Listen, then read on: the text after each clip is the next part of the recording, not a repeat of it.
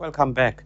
The leader of the African Christian Democratic Party said the ambitious infrastructure development plan announced by the president brought hope to the nation.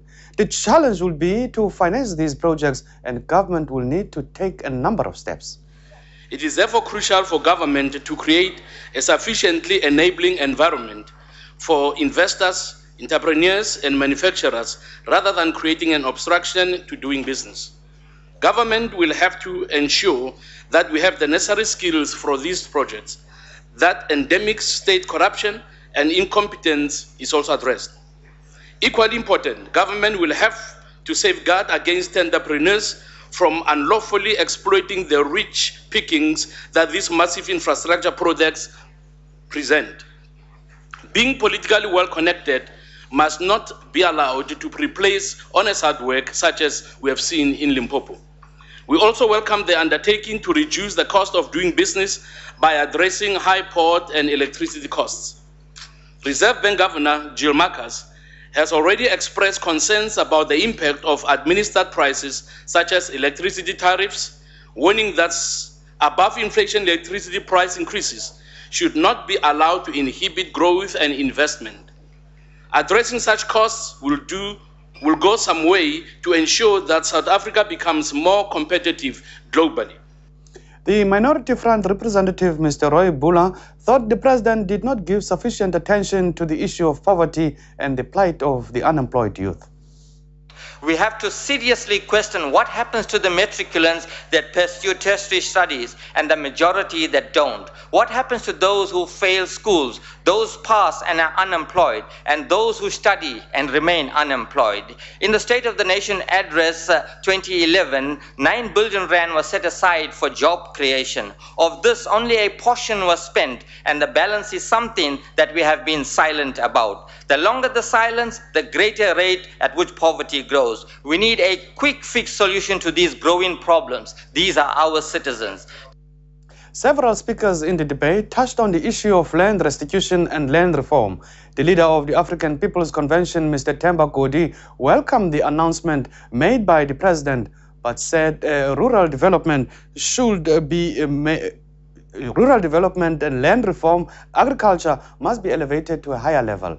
Land reform must be done differently. He also called on the president to look into the plight of underpaid headmen and women. Africans must consume what they produce. Productive land should not be allowed to lie fallow. The APC fully agrees with you, Comrade President, that land reform has to be done differently.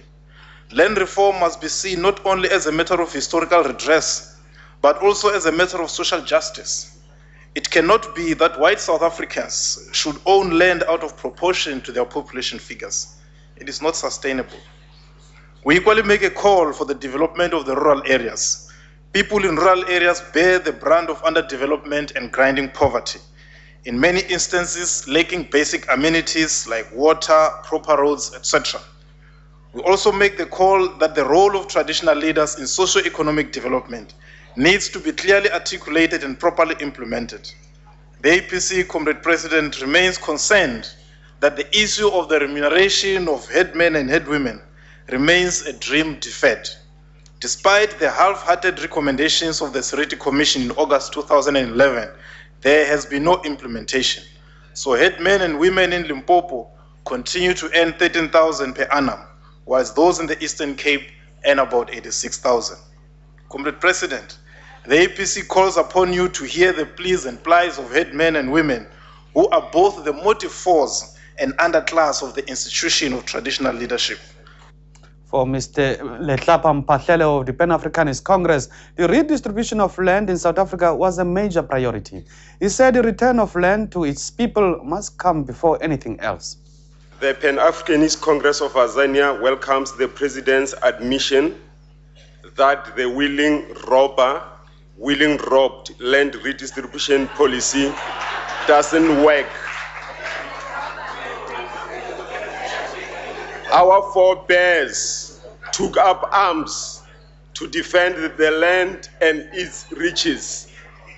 Yalla koto, ya khutla naha, mobule matekwana ayona.